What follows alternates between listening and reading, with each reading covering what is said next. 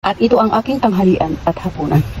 Meron akong chicken wings and meron akong fried rice and meron akong charan! Salad! Salad talaga. Kaya siya, itatime ko pa.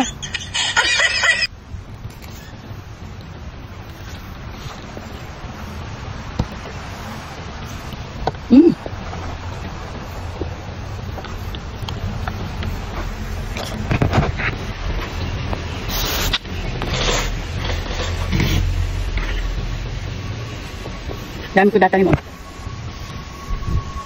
Datanim ko yan. Sanay sa akong halagang maliit.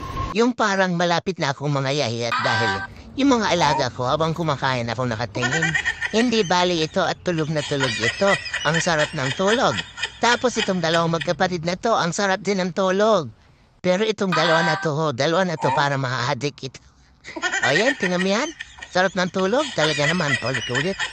Tapos pag mga tinawag mo, isa lang ang tatawagin mo, nakalapit na lahat. Diyos me, hindi ka talaga makakatulog. Bakit ka mo? Pag nasa labasan, hindi ka makakatulog kasi, naku, baka sirain yung mga tanim na bagong tanim. Pag nasa loob naman ng bahay, isa dyan, maiihi, may tapa, eh. Kaya ako nakahiga lang ako sa duyan, tapos kumain na hindi na ako sa duyan. Dami kong inaalagaan.